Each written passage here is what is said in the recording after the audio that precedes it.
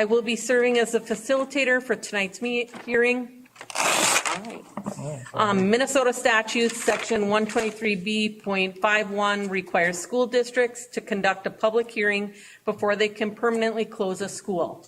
Pursuant to this law, anyone interested in presenting testimony regarding the proposed closing has the opportunity to do so.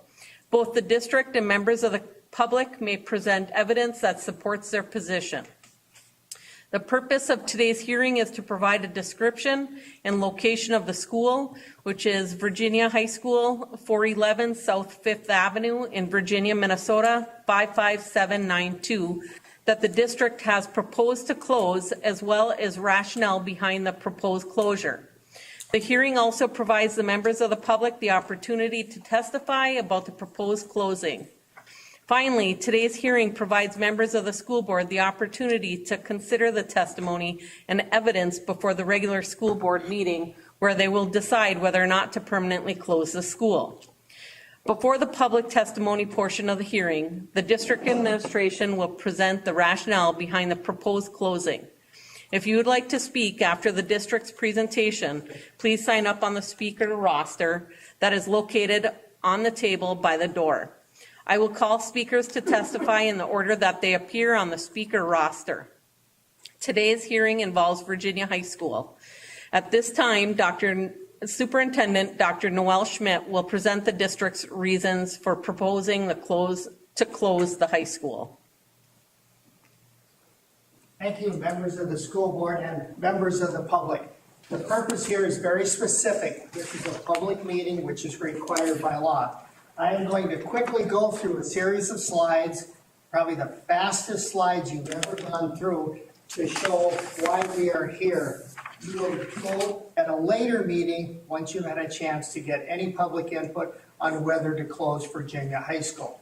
So here's the information. I've deliberately included too much because I know people have questions. Where did the information come from? Where did the data come from? So you have way more information than is legally required. The background to all this, we had a series of meetings, all of the documents, by the way, that the public is seeing and you have in front of you and members of the public. Every single one of these documents went to a school board meeting at some point over the course of the last 4 meetings. The first one, we had a series of 40 meetings. You can see how many people were attending. This is getting information from the public. Then we have a document we have to use from the MDE. This is the document that we use as far as when we're looking at keep the building open or close the building.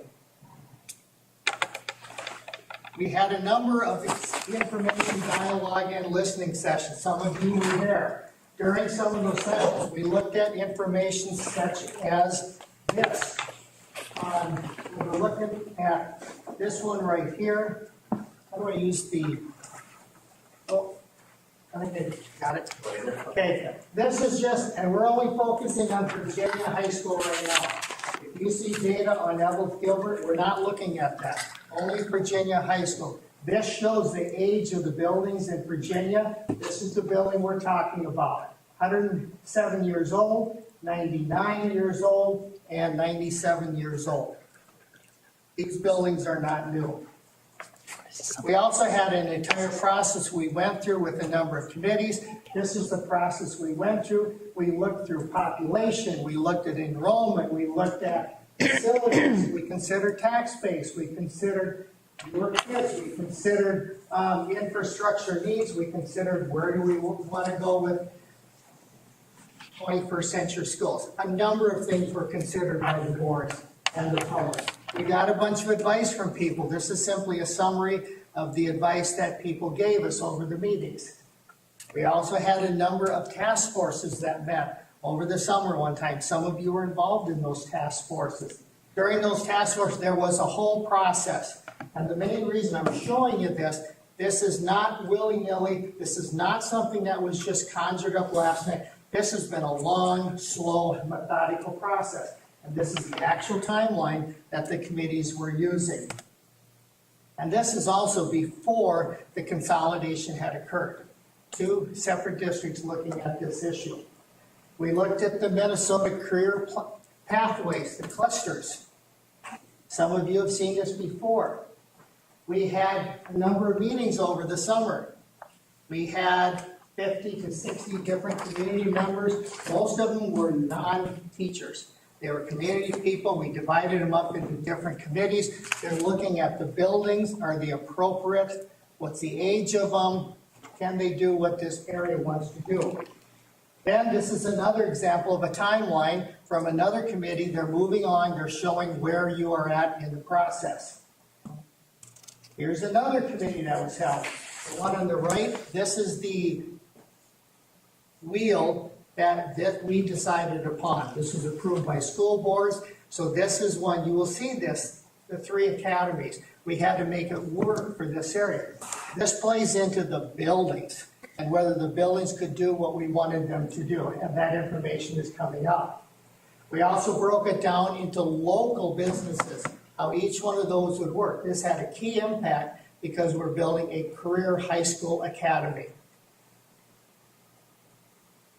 On both of these, we had key questions that came up on both sides of the aisle, so to speak, because at this time we're not consolidated. Notice I highlighted in pink. Anything you see highlighted in pink is something I did. So you can go right to it. We had a number of listening sessions. Some of the building questions came up on both sides. So the idea of our buildings, how old they are, can you do this? Aren't they expensive to maintain? They were coming up on both sides at the time. Here's where we put them together, and you can see that some of the most important questions: what will the location be? Who is included? How much will it cost? That was number 2 among all the citizens who were looking at that time. Then we moved on to, this is another grid. This is the one that everybody saw at the time. The reason I'm showing this one is the one I circled in pink. There was a separate facilities meeting, and this is very relevant to the topic here. They toured Evelyn Gilbert High School. They went into the bowels of it. They went everywhere. They went through Virginia High School. They went everywhere into Virginia High School. And that's the building we're talking about. They talked about assessments using the worksheets from the state of Minnesota. They looked at should we remodel or do new. They presented the options, and I'm going to come to that. After that, they also consider, okay, if we build new, what's the current cost per square foot? So at that time, you'll laugh now, that's what it costs per square foot. It's no longer the case today. This came up, and this is relevant because there were 10 options that were presented to the board about what to do. So the committee spent a lot of time on the work, and this particular committee probably had 23 people on it. Most of them were non-educators taking a look at this. So they came up with a total of 10 possible options. Then they reported back, and in addition to that, there was a finance committee that was also looking at this information. They looked at the tax burdens, and you can see right in the middle, that's Virginia. So they wanted to be aware of tax burdens for the local residents. They looked at Evelyn Gilbert. There's Evelyn Gilbert. That's not what we're looking at today. And then they looked at the state aid, and you can see that Virginia just got more aid from the state. They're higher on the list, but Evelyn Gilbert also was able to get some state aid. Everybody knew about that, and that played heavily into the final decision. We also looked at how much debt. By the way, these are not new slides. I haven't made these new slides. They're all directly from materials that were created by the various committees that the school board saw. We looked at the debt. How much debt does the district have, and when is it coming off? We also took a look at how were the schools funded. And here was one of the most important things.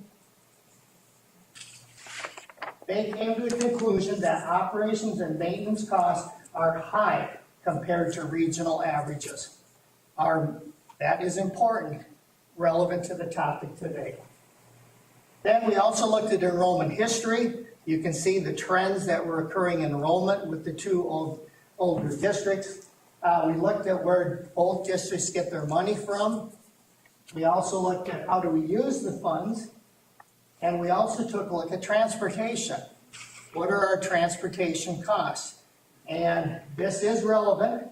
You can see that Virginia is the only one now we're looking at, but that's where we were at the time with transportation costs.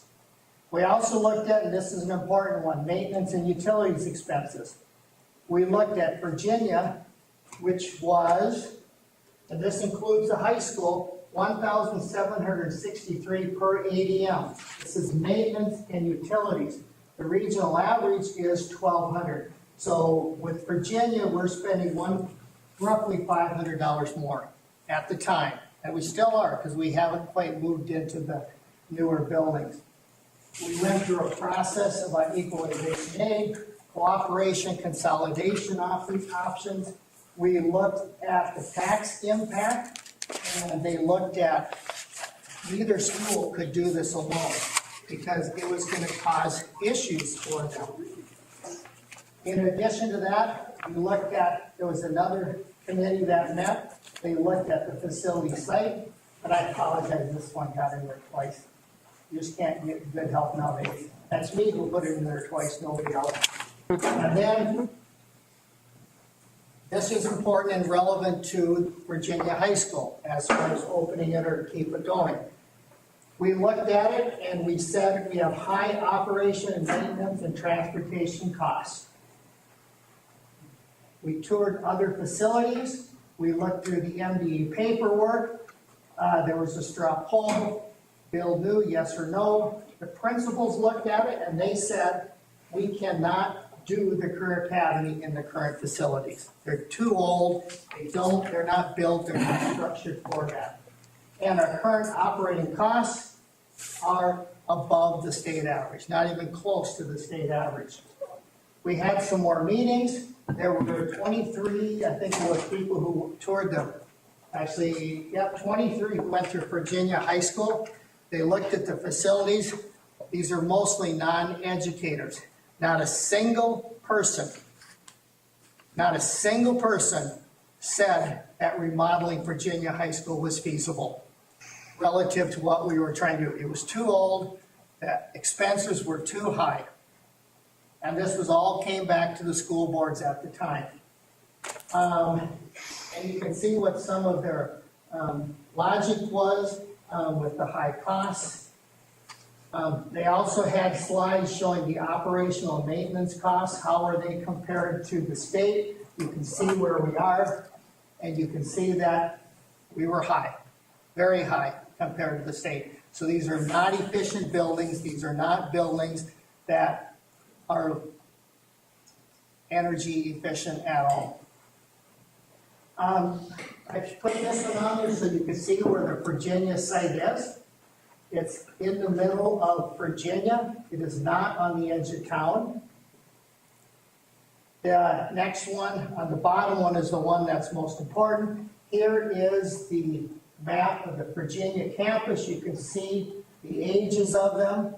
You can see 1910 to 1920, and you can see 1973 was added. The Malone Hall was cobbled on. This is the one that is Virginia High School where the kids are right now. That is probably our, in addition to Elvis Gilbert, which is not relevant for today's discussion, costing us the most in maintenance revenue.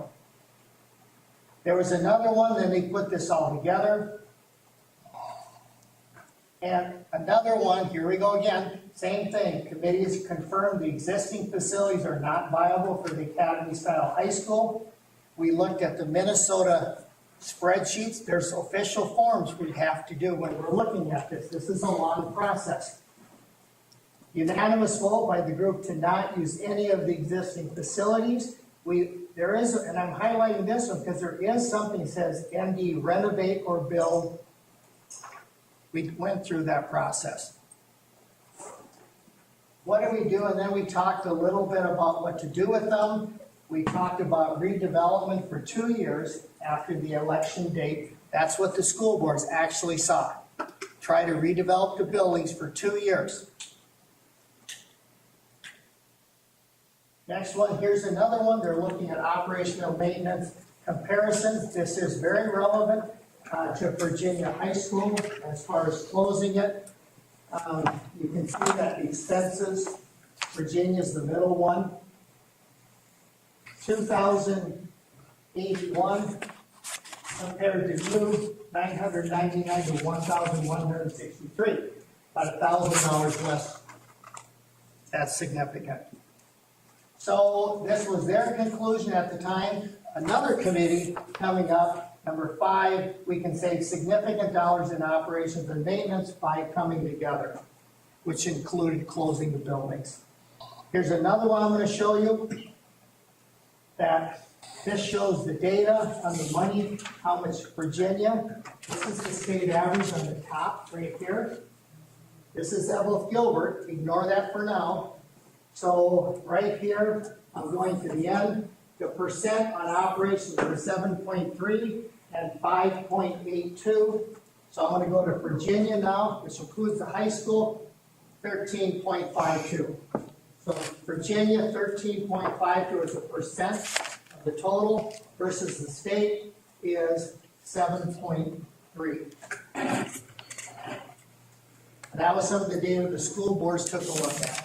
They also looked at operations maintenance. I'm going to the bottom one, the Virginia one, 7.3. This is simply restating what I just said. We're significantly higher than the state. We're spending more money. These are the older buildings around. In addition, I also included this. Virginia High School has lead in the pipes. At the time, this is the actual email I sent out to all of the families and the staff of Virginia area telling them that we have lead in the pipes. And Virginia High School has lead in the pipes. That's why if you go into Virginia High School now, the water fountains are shut off. We have water in the hallways like you see over there, and there's no way we can get the lead out. And there are no safe levels of lead according to the physicians, but we were well over the 2 parts per billion. That was what the school board adopted at the time. Well, you can't dig the pipes out under the building. So that was also another issue that is unfixable unless you go through a massive replacement. That's the second page of my email. And then lastly, this is my last slide. Also another reason is that the pink right here, this is where Virginia High School is right now.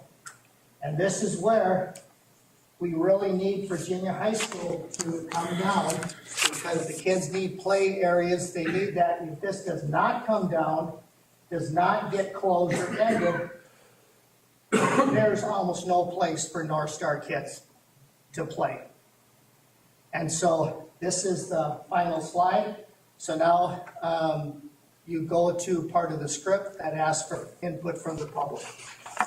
At this time, members of the public are invited to speak in favor of or in opposition to the proposed closing of the Virginia High School. As I mentioned at the beginning of the hearing, I will call speakers to testify in the order that they appear on the roster. If you would like to speak and have not already done so, please print your name on the speaker roster that is located on the table by the door. When you are called to speak, please state your name and address. In order to keep things moving, I encourage speakers to limit their presentation to 3 minutes. In order for the recorder to accurately record testimony, I ask that only one person speak at a time. Has anybody signed up on the roster? Want to look? Sure.